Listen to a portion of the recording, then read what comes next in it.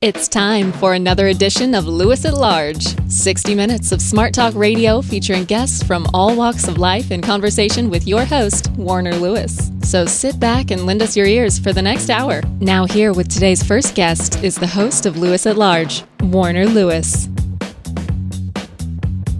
Well, welcome everybody to another segment of Lewis at Large. Yours truly, Warner Lewis, of course, as always, from the flight deck, and more smart talk radio is in your future, and this segment, an interesting one indeed. We're going to be talking to Spencer Overton. He is the president of the Joint Center for Political and Economic Studies in Washington, D.C.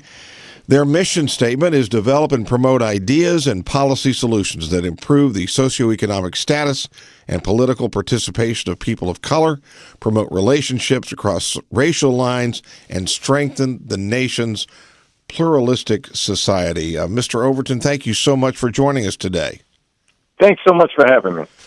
Well, recently was the 50th anniversary of the historic Bloody Sunday March in Selma, Alabama. And then, of course, later that year, the Voting Rights Act was enacted. And I'm curious, Spencer, from your position as president of the Joint Center, how far have we come? And is it possible to give some kind of a short summary of where you see racial relations today in the United States?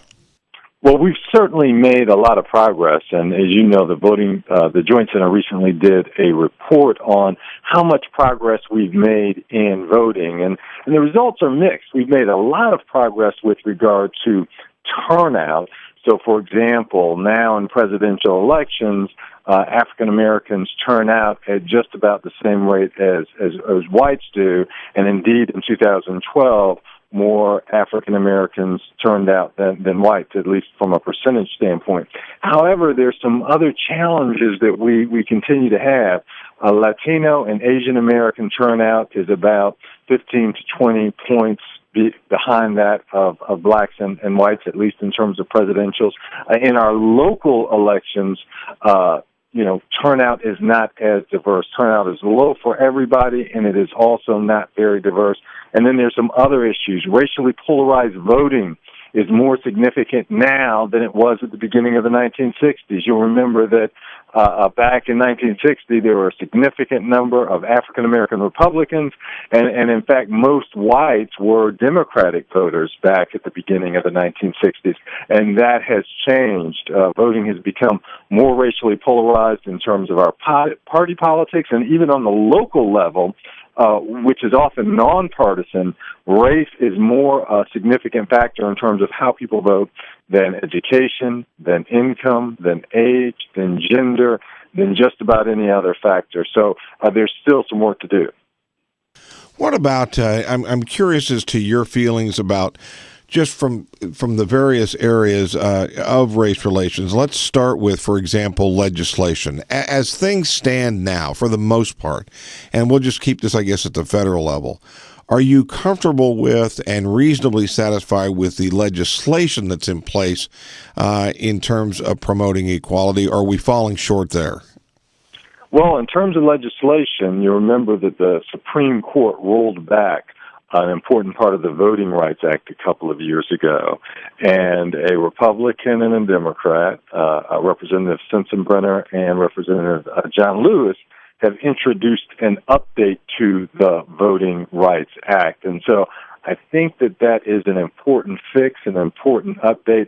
Basically, that says that areas that have recent instances of discrimination in voting, they have to submit their election changes to federal officials to have those approved, and it also requires disclosure nationwide of election changes just so that we know what's going on, so that there's nothing that's happening undercover. So I think that federal legislation is actually, quite important in terms of an update.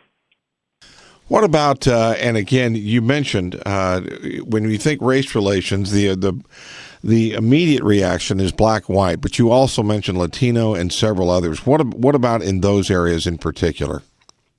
Well, in those areas, there is certainly a lot of work to do. If we look at elected officials, there are many more elected officials of color now than the case in terms of 1965. So we've made some progress, but in terms of in proportion to the percentages of the population, I'll give you an example. If we look at African Americans, the percentage of city council people is about half. Blacks are underrepresented about half. Let's say blacks are 12% of the U.S. population, but they only make up about 6% of the city councilors in the country. If you look at Latinos and Asian Americans, however, there's even more disparity. So, for example, Latinos make up 11% of the population, but they're only about 3% of the city council people in the country. Asian Americans make up about 4% of the citizen voting age population, but they make up about 0.5%, so less than 1% of members of city council. So certainly in terms of these other populations, in terms of Asian Americans and Latinos, and it's not just because a certain number are not citizens or young. Those numbers are based on citizen voting age population. They're still trailing. Asian Americans actually have a higher income on average than white. So it's not just an income issue, but are not participating to the same degree. So there's some real issues we need to focus on. Again, if you just joined us, yours truly, Warner Lewis from the flight deck of Lewis at Large Radio. Our special guest this segment is Spencer Overton. He is the president of the Joint Center for Political and Economic Studies, and they work very, very hard as a watchdog and promoting race relations in the country and strengthening the nation's pluralistic society and the efforts in that area. What about, obviously it begs the question, what about the influence, historical, social, and otherwise, of a black president, Barack Obama? What has he meant from your perspective, sort of good, bad, indifferent, and is that a game changer in any way? Well, I think it's very significant. I mean, it's one of the most significant factors in terms of our history of race in politics, and so definitely significant. I do think that we shouldn't overstate that's a part of the picture, an important part of the picture, but only one part of the picture. So if we look, for example, at racially polarized voting in a place like Alabama, where about 85% of whites are voting against Barack Obama and about 95% of African Americans are voting for Barack Obama, we still have, race in our politics. There's a part of this that is significantly polarized. And again, even if we take off party label, we say, oh, well, it happens to be party. Even if we look at local elections, that still, those trends in terms of people voting along racial lines as opposed to economic interests or other interests are still incredibly significant. And so certainly the election of the first African-American president is historic, and we certainly should be commended as a nation. And we look at, Republican Tim Scott in South Carolina, and we look at Cory Booker in New Jersey, who's in the U.S. Senate, and there are several examples of some progress. This concept, though, of us being there and having made it to the promised land, though, I think is I think that would be misguided. What share with our listeners? Let's talk specifically about the Joint Center for Political and Economic Studies. You're, I understand, the interim president, or has that title now been lifted? Are you now full time? Well, I'm actually now the president. Okay, well, wonderful. Well, from your position as president, share with our listeners, if you would, a little bit about the history and the purpose and what sort of may have been, if not the single motivating factor, what was the real sort of genesis, so to speak, of the organization? Well, thanks for the opportunity. It was founded in the aftermath. The Joint Center was founded in the aftermath of the Voting Rights Act of 1965. You'll remember that we suddenly had a large population of African Americans who could vote, and they elected a large number of black elected officials on the local level, the state level, and the federal level, many who were elected for the first time. So we have city councils that suddenly have an African-American member, or state legislatures that suddenly have a critical mass of African-American legislators. And these people were basically making a transition from being activists to governing. And there's some different skills that are important in terms of governing. So the Joint Center was created in 1970 to fill the need here and to help, to support, to train these black elected officials and help them transition into the halls of governance. Over time, the Joint Center has done a number of significant things in terms of creating organizations of different elected officials. The 1976 election was determined in large part because the Joint Center founded an organization that turned up black voter registration significantly. The Joint Center, for example, has also had an office in South Africa in the aftermath of apartheid to engage blacks in South Africa who had been formerly disenfranchised and who were voting for the first time, and some significant players, people like Vernon Jordan, John Hope Franklin, Mary Frances Berry, Alexis Herman, Ron Brown, Colin Powell have been very significantly involved in creating and building the Joint Center. So now today, we really are focused on bringing together scholars and government officials and private sector voices, bringing those entities together to do some research and come up with some solutions in our increasingly multiracial society. So we're working on big research projects such as workforce development projects, digital readiness projects, STEM projects, important projects to expand opportunity. We're also bringing together elected officials to work on these types of reports, especially on the state and local level. We talk a lot about Congress, but there are only about 46 federal African Americans in terms of the Congressional Black Caucus, where there are about 10,000 black state and local elected officials, and there's similar disparities in terms of Asian Americans, or similar ratios in terms of Asian American and Latino elected officials as well. So a lot of decisions are moving back to the states and back to local governments, and the Joint Center is very much aware of that and working with state and local officials to ensure we have some good, inclusive policies that provide opportunity for all. What do the events in Ferguson and others, when you see those, I'm curious as to, is your thought, my gosh, we're turning back the hands of time, or this is a bump in the road along the way? And do you wonder, gee, is all our work here sometimes for naught? Tell us about your perspective on that. So, super question. We often focus on participation in presidential elections. We focus on, for example, Barack Obama as, hey, we've arrived, black president, that type of thing. There's so many decisions that are made on the local level that are incredibly important.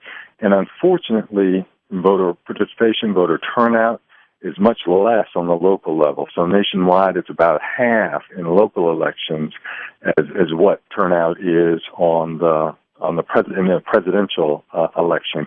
And the political scientists have found that as turnout goes down, it becomes less diverse and it becomes less reflective of the population as a whole. So, for example, some have surmised, based on the data, that whites and blacks were equally likely to vote in the presidential election in Ferguson, right? But that in local elections in Ferguson, whites were 3 times more likely to vote than African Americans. And people assume that these local offices don't matter, but they really do matter. They determine policies related to policing. They determine the whole court system and how fines are going to be meted out and allocated. They determine education. They determine economic development issues. So the local level is incredibly important and has huge implications in terms of civil rights and economic development and people of color. And so I look at this not in a linear piece of are we moving forward or back as a people. I look at this as we have focused quite a bit on the federal level, and we need to do a better job nationwide focusing on the local level. You know, right now in metropolitan areas, a majority of African Americans now live in suburbs. Suburbs like Ferguson, I mean, not all the ritzy suburbs, but a majority live in suburbs, and also a majority of Latinos and Asian Americans in metropolitan areas live in suburbs. So even though we kind of have this old notion of either kind of Selma, black versus white, or we have an old notion of black being urban, kind of urban versus suburban, we really have this new trend as a result of demographic shifts developing, and Ferguson may be an extreme example of it, but Ferguson to some extent exemplifies a trend that we see happening across the United States of these areas, these municipalities that are changing significantly in their demographics, and where there's a real kind of struggle for power, and it's difficult for people to figure out how to build kind of cross-racial coalitions and work together to kind of solve problems and to come to some resolution. So I think that those are the challenges that we really need to focus on and face over the course of the next decade. This might be taking you a little bit out of your direct area, so to speak, but just again from your perspective, what's the environment in the public schools? And let's just start maybe with the grade schools and junior highs as far as race relations. Do you feel like the atmosphere there is good? Are the right things, so to speak, being taught and emphasized? What's your opinion about that? You know, again, I really think that this is a structural thing. We definitely need to continue to invest in our public schools, and I know that a lot of people have, different perspectives on that in terms of, should the focus be on teachers? Do we need more money? Do we focus on kids? Do we have charter schools? What do we do?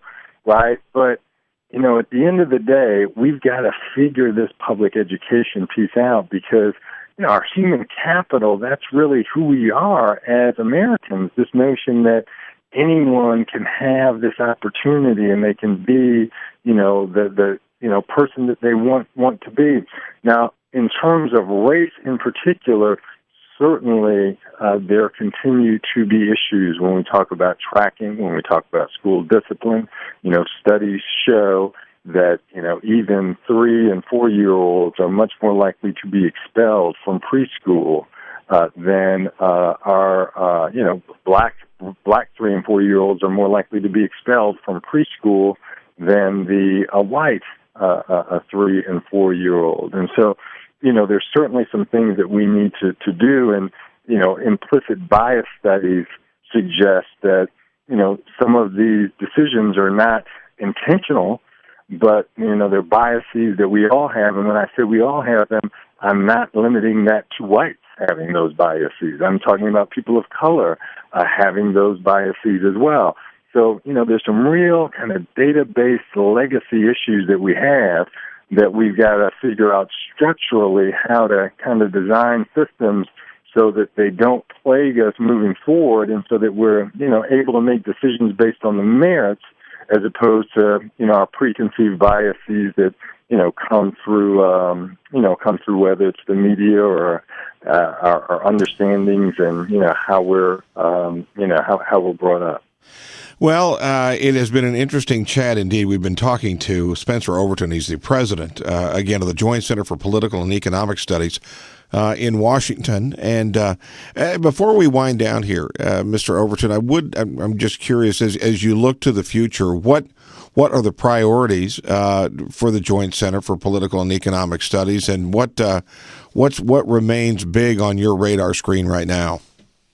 Well, thank you so much for asking. I think one big piece would be media and technology, incredibly important areas when we talk about the internet and broadband, when we talk about opportunities for ownership of business and kind of getting tied into the economy online. So that whole world is important, as well as, tech jobs in Silicon Valley and elsewhere. Another important area is kind of our energy economy. There are going to be new jobs that are created, whether we call them green jobs or, jobs in the traditional energy sector.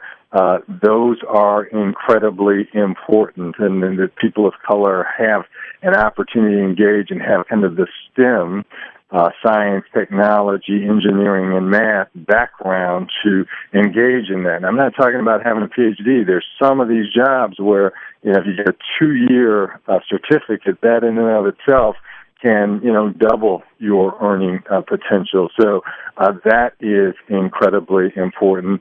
Also, financial services, when we talk about the loss of home ownership of African Americans recently in terms of 5 or 6 years, as well as Latinos and the building of wealth. So financial services is an incredibly important issue. And also when we look at people of color in leadership positions, whether it's Senate staff or we talk about board members of Fortune 500 companies or C-suite executives or people who are money managers. So we certainly need to focus on folks who don't have resources and ensuring that they have opportunity, but we also have to look at the leadership positions in our society and ensure that those are diverse as well. So those are some areas that we're working on from a research standpoint that we believe are critical areas in terms of us moving forward as a nation. Well, as we start to wind down here again, we've been speaking to Spencer Overton, the president, again, of the Joint Center for Political and Economic Studies. Spencer, how can people find out more about the organization? Thank you so much for asking. JointCenter.org, JointCenter.org. If someone goes there on the web, and you can also follow us at Joint Center. Well, we appreciate you spending time with us today, giving us some information about the center, and best of luck to you in the future. Thank you very much. Appreciate the time. You bet. We'll be back with more right after this on Lewis at Large.